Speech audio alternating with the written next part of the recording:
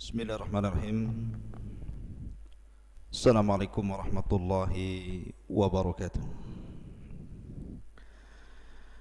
Alhamdulillah wassalatu wassalamu ala Rasulillah wa ala alihi wa sahbihi wa mawalah wa la hawla wa la quwata illa billahi wa ba'du. Qala Allahu azza wa jalla: Ya ayyuhalladzina amanu taqullaha haqqa tuqatih wa la tamutunna illa wa antum muslimun. Wa qala sallallahu alaihi wa ala alihi wasallam: Man salaka tariqan yaltamisu fihi ilma sahalallahu bihi tariqan ilal jannah. Amma ba'du. Ma'asyiral muslimin yang dimuliakan Allah Subhanahu wa taala. Alhamdulillah, segala puja dan puji hanya milik Allah Subhanahu wa taala, di mana malam hari ini Allah Subhanahu wa taala masih banyak memberikan nikmat-Nya kepada kita sehingga kita bisa bermajlis ilmu walaupun lewat media Jabal Uhud Al-Islami ini. Dan sebelum saya mengaji atau menyampaikan kajian di malam hari ini, sekali lagi saya mengajak kaum muslimin untuk sama-sama membantu pembangunan Masjid Jabal Uhud Al-Islami. Dan alhamdulillah sekarang Masjid Jabal Uhud Al-Islami yang merupakan masjid pesantren tahfidz Al-Quran, tempat santri-santri menghafal Quran dan belajar Islam, sedang mengadakan pelebaran ke halaman. Dan insyaallah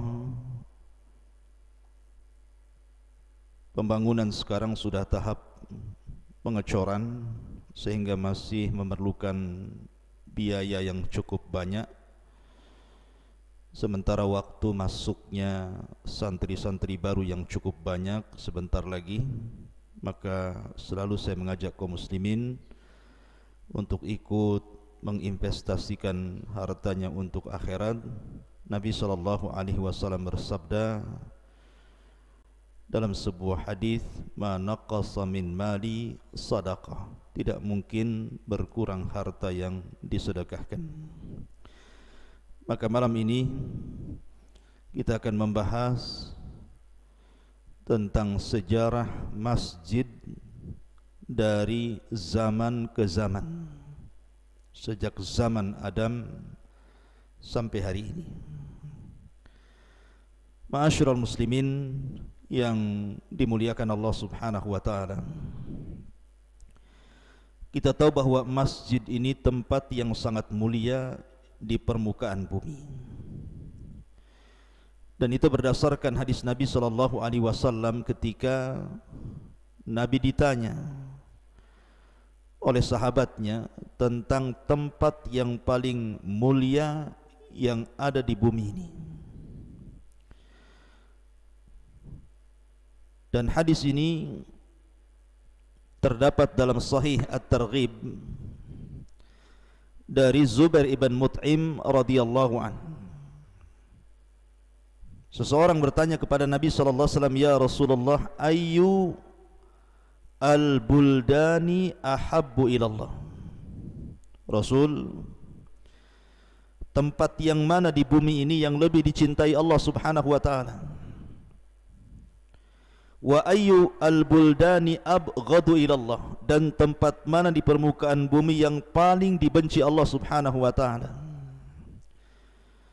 Maka Nabi SAW mengatakan, "La adri, saya tidak tahu. Hatta as'ala Jibril, tunggu saya bertanya dulu kepada Jibril." Fa'atahu Jibril fa akhbarahu. Maka ketika datang Jibril, Rasul bertanya kepada Jibril pertanyaan yang sama. Maka Jibril pun bertanya kepada Allah Subhanahu wa taala dan Allah memberikan jawabannya. Kemudian Jibril memberitahu Rasul dan mengatakan, anna ahsanal biqa ilallahi al-masajid wa abghadal biqa'i ilallah al-aswaku. Sesungguhnya sebaik-baik tempat di permukaan bumi ini adalah masjid-masjidnya, dan sesungguhnya seburuk-buruk tempat di permukaan bumi ini adalah pasar-pasarnya. Kalau kita menerapkan hadis ini dalam keseharian kita, maka justru kita melihat bahwa kondisi pasar itu ternyata jauh lebih baik dibandingkan masjid. Karena sekarang pasar itu sudah disulap menjadi mall. Bahkan satu mall dengan mall yang lainnya itu saling bersaing. Dan kalau kita melihat banyak orang yang datang ke masjid dengan ke mall, masih lebih banyak ke mall dibandingkan ke masjid. Padahal Rasulullah SAW mengatakan seburuk-buruk tempat adalah pasar dan sebaik-baik tempat adalah masjid. Karena aneh gitu ya, kalau masjid dikosongkan malah mall kemudian diramaikan. Terkadang ada orang datang ke mall itu bukan mau belanja, mau ngadem saja karena nggak ada AC di rumah, supaya merasakan AC datang ke mall, atau hanya untuk jalan-jalan saja, atau numpang kencing atau yang lainnya gitu ya. Intinya bahwa itulah persepsi manusia ketika mereka jauh daripada hidayah Nabi SAW. Bukan berarti orang masuk pasar tak boleh, tidak. Boleh saja. Kalau tidak boleh masuk pasar, macam mana mau belanja? Dan macam mana pula dia mau jualan pakaian atau yang lainnya? Akan tetapi Nabi SAW ingin menjelaskan bahwa tempat yang paling baik itu masjid, dan tempat yang paling buruk itu pasar, karena memang pasar itu tempat maksiat, di mana tidak ada satupun maksiat di luar pasar ada di pasar itu. Sebutkan maksiat apa?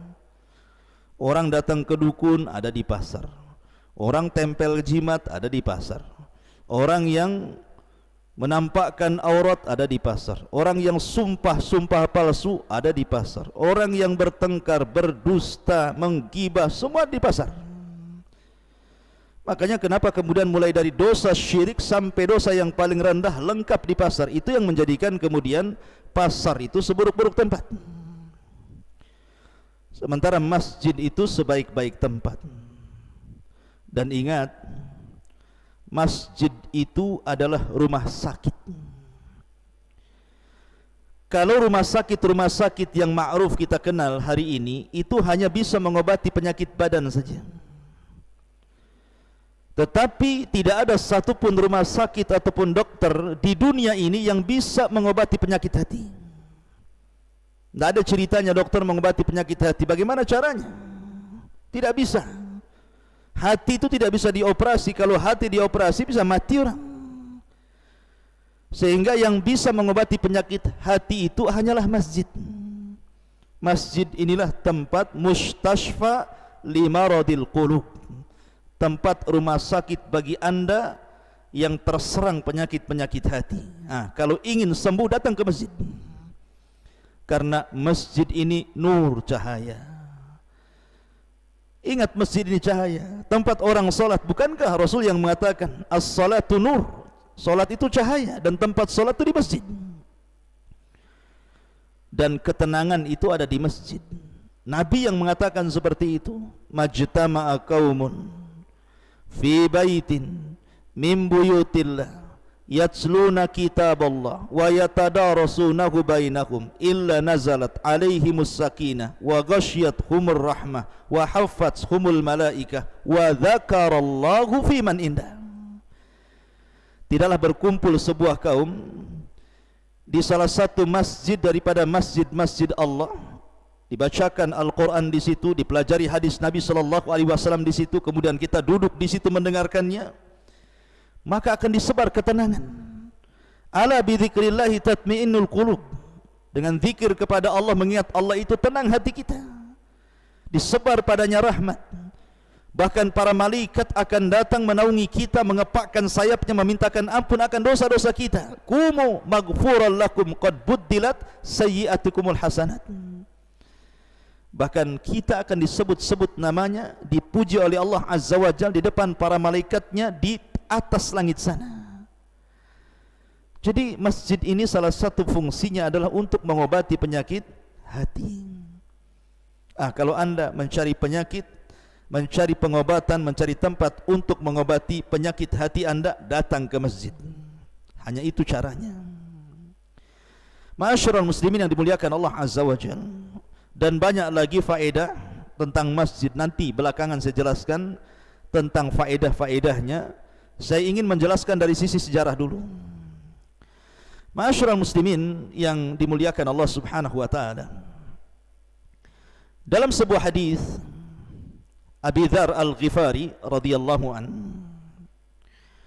Abi Dzar Al-Ghifari radhiyallahu an pernah bertanya kepada Nabi sallallahu alaihi wa ala alihi wasallam, "Ya Rasulullah, ayyu masjidin wudi'a fil ardi awwal?" Qala al-Masjidul Haram. Qultu thumma ayyu? Qala al-Masjidul Aqsa.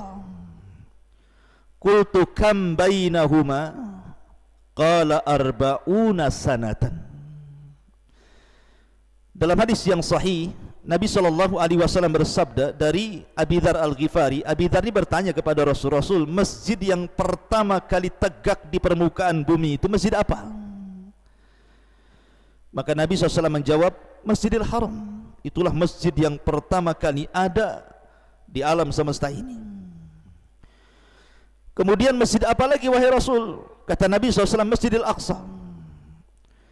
Kemudian Abi Dzar bertanya lagi, jarak antara pembangunan Masjidil Haram ke Masjidil Aqsa itu berapa tahun? Maka Nabi mengatakan arba'una sanatan, 40 tahun. Dari sini sejarah masjid di bumi ini dimulai dari Masjidil Haram, kemudian Masjidil Aqsa. Dan masjid itu tempat sujud, artinya tempat ibadah. Dan sebenarnya bukan hanya kalangan manusia yang memiliki tempat ibadah seperti masjid ini, malaikat pun punya. Makanya ketika Nabi SAW dimi'rajkan sampai ke langit, sebelum ke Sidratil Muntaha, Rasul diperlihatkan Baitul Ma'mur. Baitul Ma'mur itu tempat beribadahnya para malaikat, sama dengan masjid di bumi. Kata Nabi SAW, aku melihat di Baitul Ma'mur itu 70.000 malaikat setiap hari masuk, kemudian tawaf, kemudian beribadah kepada Allah, kemudian pergi entah berantah kemana, apakah diwafatkan ataukah mereka memiliki tugas sendiri. Yang jelas yang 70.000 itu hanya beribadah dalam satu hari di Baitul Ma'mur, kemudian keluar. Dan besoknya datang malaikat dengan jumlah yang sama, kemudian keluar dan tidak pernah kembali. Besoknya lagi datang malaikat dengan jumlah yang sama, dan begitulah seterusnya. Wa ma ya'lamu junuda rabbika illahu wa ma huwa illa dzikra lil bashar. Tidak ada yang tahu jumlah tentara Allah kecuali Allah sendiri. Artinya para malaikat pun punya masjid, mungkin bahasa kitanya disebut dengan Baitul Ma'mur. Tetapi kalau di bumi, maka yang pertama kali dibangun adalah Masjidil Haram. Menjadi khilaf para ulama.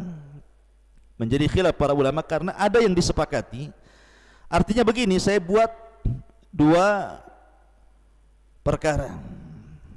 Yang pertama, ada yang disepakati berdasarkan Quran dan berdasarkan hadis Nabi SAW. Yang kedua, ada yang diperselisihkan.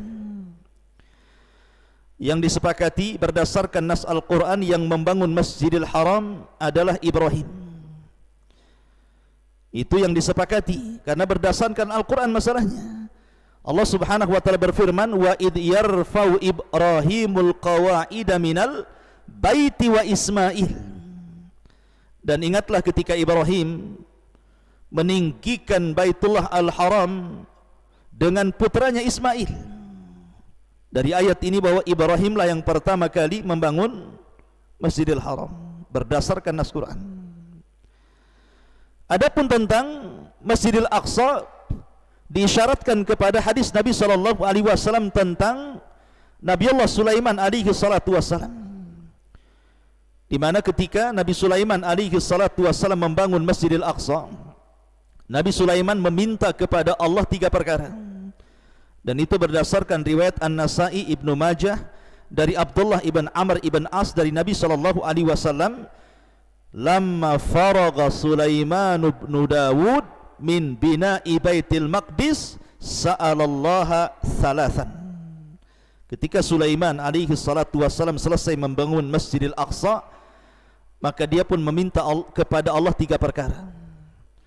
Pertama, hukman yusadifu hukmahu, wa mulkan la yanbaghi li ahadin min ba'di, wa alla ya'ti hadzal masjid ahadun la yuridu illa as-salata fihi illa kharaja min dhunubihi kayaumin waladathu ummuhu. Yang pertama, Sulaiman meminta agar hukum yang diterapkan kepada Bani Israel mencocoki hukum Allah, dan Allah beri. Yang kedua, Sulaiman berdoa agar kekuasaannya jangan diberikan kepada orang setelahnya, dan Allah berikan. Makanya ketika Rasul mencekik jin sampai keluar air liurnya dan terasa dingin, kata Rasul, kalau bukan aku mengingat doa Sulaiman, tentu sudah ku gantung jin ini di tiang Masjid Nabawi dan akan menjadi permainan anak-anak. Tapi oleh Rasul dilepas karena teringat doanya Sulaiman ini. Kemudian yang ketiga, seseorang yang datang ke Masjidil Aqsa tidak berniat kecuali salat, kecuali akan diampuni dosanya seperti bayi yang baru dilahirkan. Kata Nabi SAW, yang 2 Allah sudah berikan, dan yang nomor 3 aku hanya berharap semoga Allah pun mengabulkannya. Lah dari sini memang Sulaiman yang pertama kali membangun Masjidil Aqsa, artinya secara nas, jelas. Hadisnya sahih. Ya. Adapun tentang sejarah orang yang membangun setelahnya Masjidil Aqsa itu, seperti Masjidil Haram, kembali ke Masjidil Haram, ada di sana kemudian pernah kemudian dibangun oleh Abdullah ibn oleh orang-orang Quraisy. Kemudian setelah itu dibangun lagi oleh Abdullah ibn Zubair. Kemudian setelah itu dibangun oleh Hajjaj ibn Yusuf. Itu dari sisi sejarah. Oke, sepakat. Ini berdasarkan Quran bahwa yang pertama kali Nabi Ibrahim yang membangun Masjidil Haram. Kemudian dari sisi hadis, Nabi Sulaiman yang pertama kali membangun Masjidil Aqsa. Dan dari sisi sejarah, pembangunan Masjidil Haram itu kemudian diperbaharui oleh orang Quraisy, setelah itu oleh Abdullah ibn Zubair, setelah itu oleh Hajjaj ibn Yusuf. Ini kebanyakan ahli sejarah menjelaskan seperti itu. Baik, kita akan rinci tentang perselisihan para ulama. Sebenarnya siapa yang membangun pertama kali Masjidil Haram ini? Ada yang mengatakan bahwa yang pertama kali membangun Masjidil Haram ini adalah para malaikat. Malaikatlah yang pertama kali membangun Masjidil Haram. Ada juga yang mengatakan yang pertama kali membangun Masjidil Haram itu adalah Adam alaihi salatu wassalam. Jadi Nabi Adam alaihi salatu wassalam yang pertama kali membangun Masjidil Haram. Ada juga yang mengatakan bahwa yang membangun Masjidil Haram pertama kali adalah Nabiullah Syith ibnu Adam. Ada juga yang mengatakan bahwa yang pertama kali yang membangun Masjidil Haram itu adalah Syam ibnu Nuh alaihi salatu wassalam.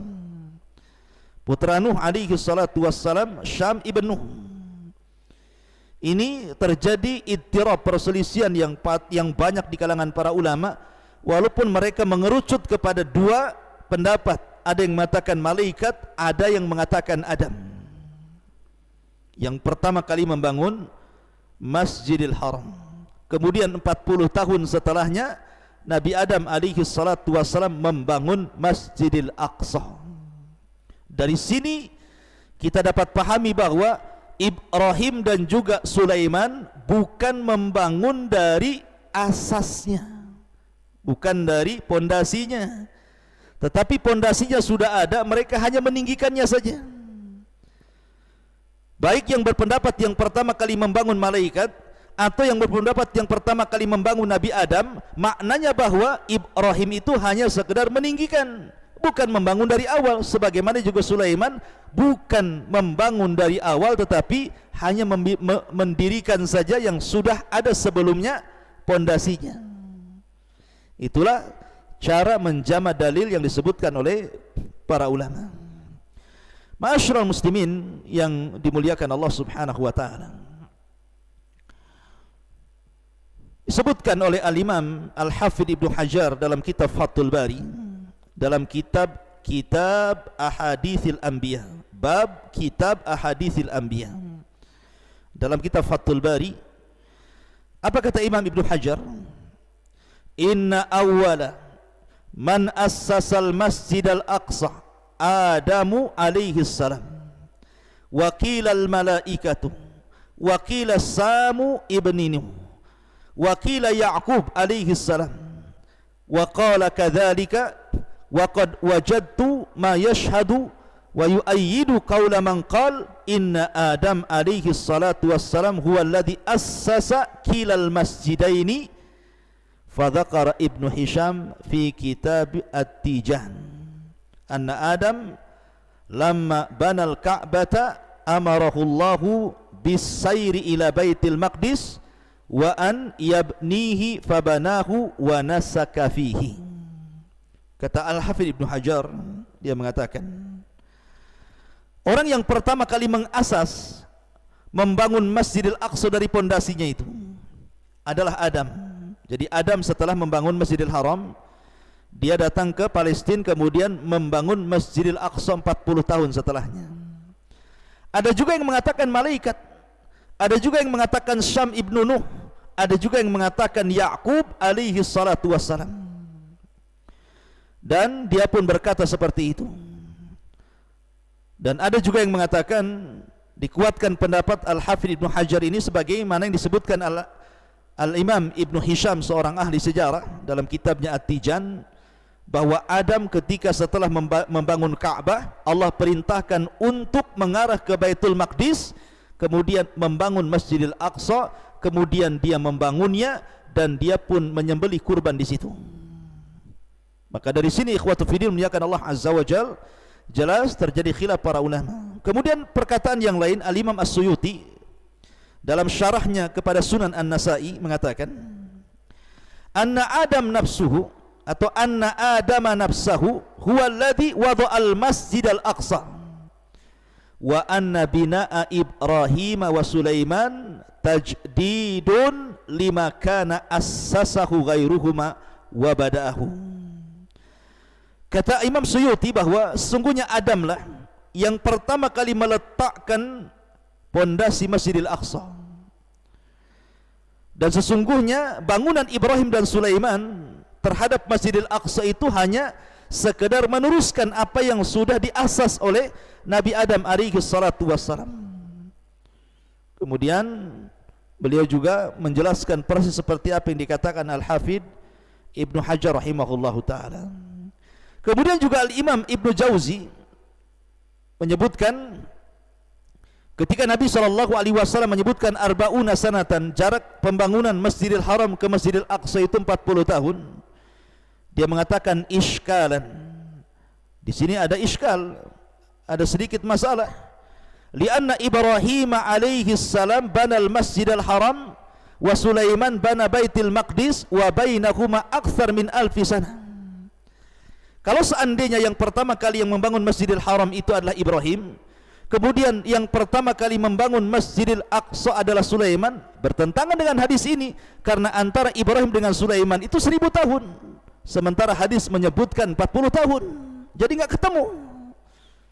Kalau seandainya orang berpendapat bahwa yang membangun Masjidil Haram adalah Ibrahim, kemudian 40 tahun setelahnya berdiri Masjidil Aqsa oleh Nabiullah Sulaiman, tidak ketemu hadis ini.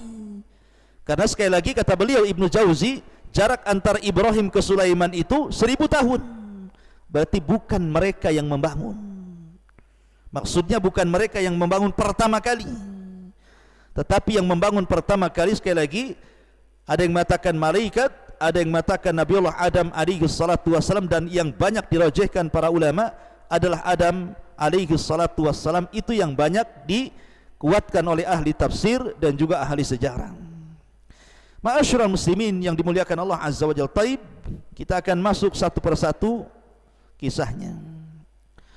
Pertama, Masjidil Haram.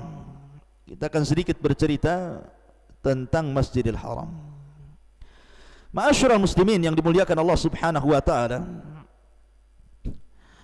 Masjidil Haram ini adalah masjid yang tertua di dunia. Karena sekali lagi, sebelum ada masjid di bumi ini, yang pertama dibangun adalah Masjidil Haram. Dan Nabi Adam alaihi salatu wassalam yang membangunnya. Ada yang mengatakan malaikat. Kemudian masjid ini hancur dan hilang bangunannya, hanya tersisa pondasinya. Lah karena tersisa pondasinya inilah, akhirnya kemudian di zaman Nabi Ibrahim alaihi salatu wassalam, kemudian Ibrahim membangunnya kembali berdasarkan nas Al-Quran. Berdasarkan nas Al-Quran. Tapi kemudian setelah dibangun oleh Ibrahim alaihi salatu wassalam dan berlalunya zaman, maka masjid itu pun kemudian roboh dan hilang bangunannya, sehingga hanya sisa pondasinya saja. Lah di zaman Quraisy, saya hanya singkat saja karena kita tahu bahwa banyak sejarah sebelumnya, tapi ini yang banyak ditulis oleh ahli sejarah, bahwa setelah robohnya Ka'bah karena Ibrahim sudah meninggal dunia, kemudian juga diperluas oleh Ismail dan Ismail pun sudah meninggal dunia, akhirnya kemudian Ka'bah itu hilang, roboh, kemudian mulailah dibangun dari zaman ke zaman sebelum Quraisy. Lah ada yang mengatakan seperti itu, tetapi ada juga yang mengatakan bahwa dari zaman Ibrahim Ka'bah tidak hancur, ataupun Masjidil Haram masih tetap berdiri. Hancurnya itu justru ketika datang orang-orang Quraisy. Ada dua sebab kenapa kemudian Ka'bah sampai hancur. Pertama, karena ada seorang wanita membakar gaharu. Ma'ruf gaharu, orang Arab suka membakar gaharu sehingga diambil asapnya, kemudian diambil wangian. Tapi Allah takdirkan apinya itu kemudian menyala besar, kemudian merembet, akhirnya membakar sebagian Ka'bah. Itu satu sebab. Sebab yang kedua, setelah terjadi kebakaran Ka'bah itu datang banjir. Akhirnya banjir inilah yang merobohkan sebagian Ka'bah. Maka Quraisy pun kemudian hendak membangunnya kembali setelah 30 tahun pasca penyerangan Abroha untuk menghancurkan Ka'bah. Ketika itu orang-orang Quraisy tidak mau, nggak berani. Akhirnya kemudian pembesar mereka Al-Walid ibn Mughirah memberanikan diri untuk menghancurkan Ka'bah sekeping demi sekeping dan mengatakan, kalau yang aku lakukan ini salah, tentu aku yang akan diazab Allah dan kalian tidak mungkin tertimpa azabnya.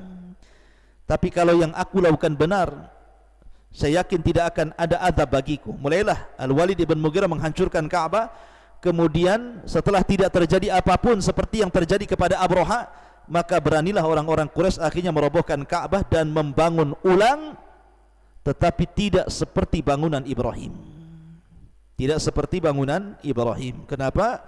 Karena Ibrahim memasukkan hijar Ismail ke dalam Ka'bah, tetapi orang Quraisy mengeluarkan hijar Ismail dari Ka'bah karena kurang dananya. Karena disyaratkan dana untuk membangun Ka'bah itu dari dana yang halal. Lah kemudian setelah itu, di saat kekuasaan Madinah jatuh kepada tangan Abdullah ibn Zubair menjadi khalifah Madinah setelah Yazid bin Muawiyah. Yazid bin Muawiyah ini punya anak namanya Muawiyah juga.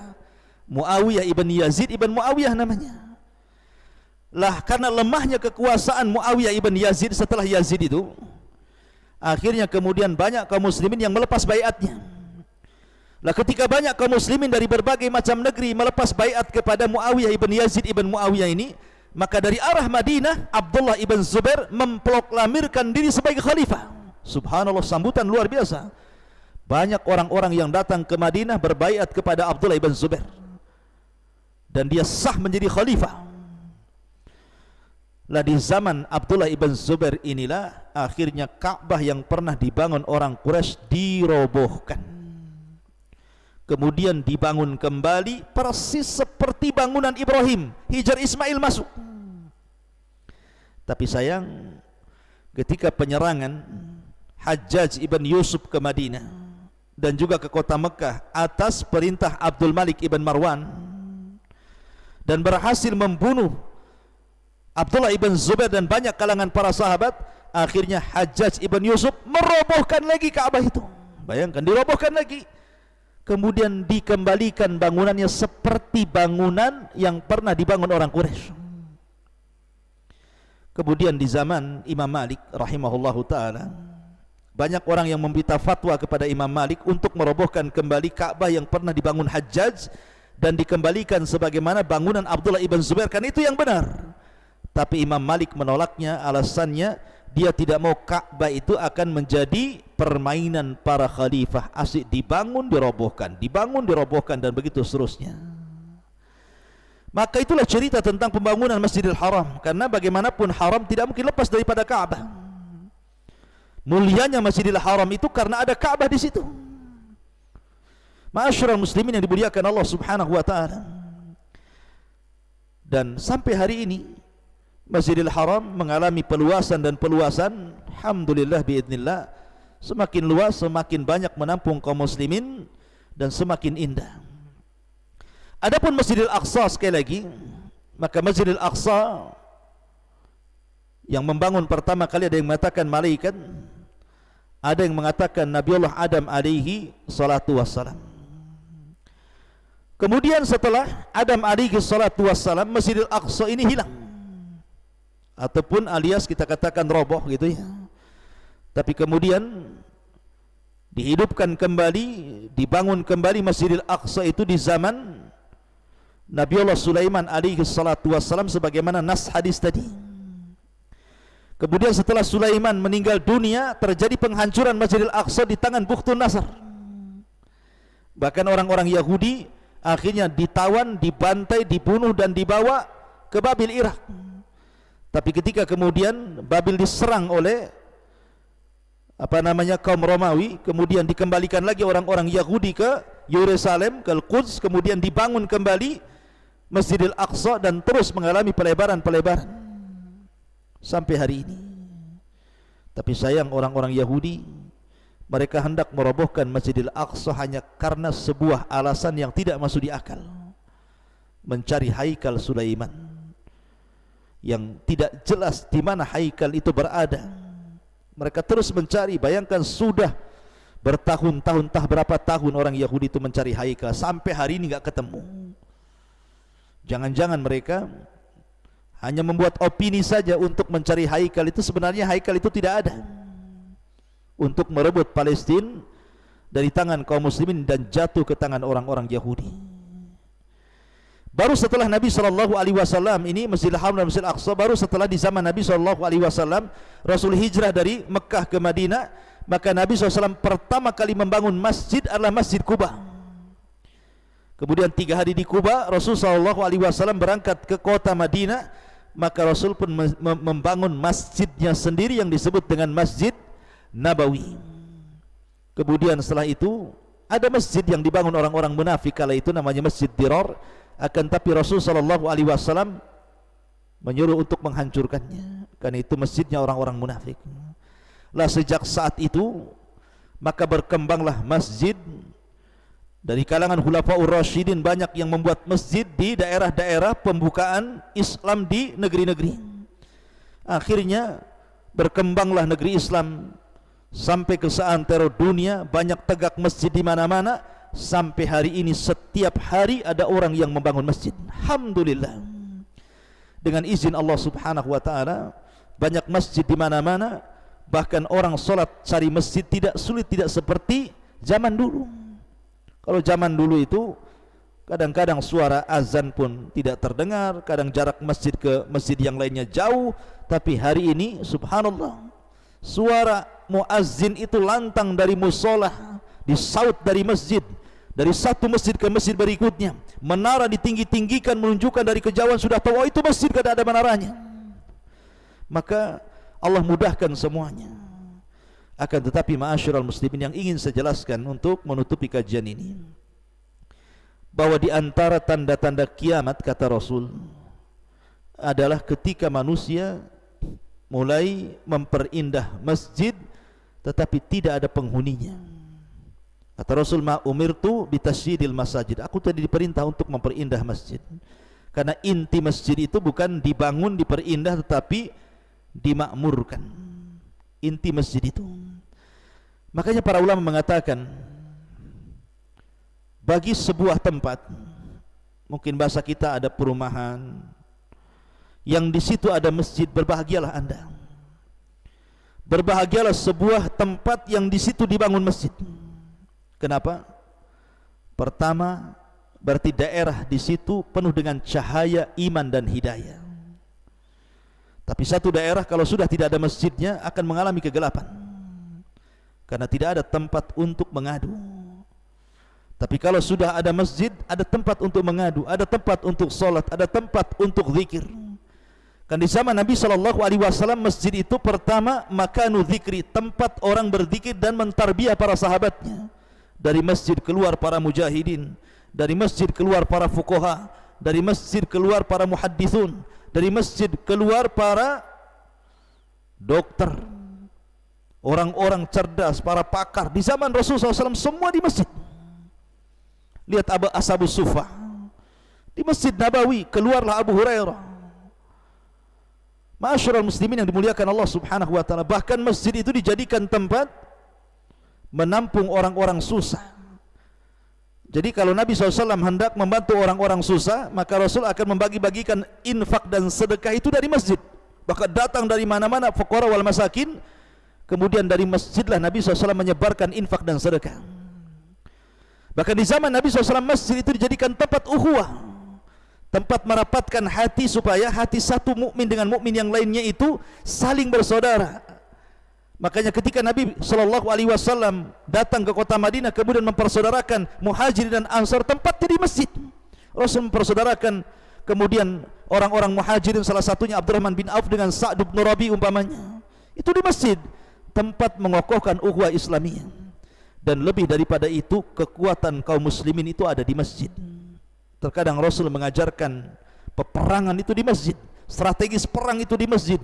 Jadi masjid ini sumber kekuatan bagi kaum muslimin sebenarnya. Sehingga ketika masjid itu penuh, maka akan gentar hati orang-orang kafir. Tapi kalau masjid kosong, maka akan ciut hati kita kaum muslimin dan akan kuat hati orang-orang kafir. Oleh karena itulah maka jadikan masjid tempat kekuatan untuk menata kekuatan melawan orang-orang yang mereka memusuhi Allah dan Rasulnya. Ma'asyiral muslimin yang dimuliakan Allah Subhanahu wa taala, itulah di antara sekilas tentang sejarah masjid dan sedikit faedah kenapa Islam sangat menganjurkan untuk membangun masjid.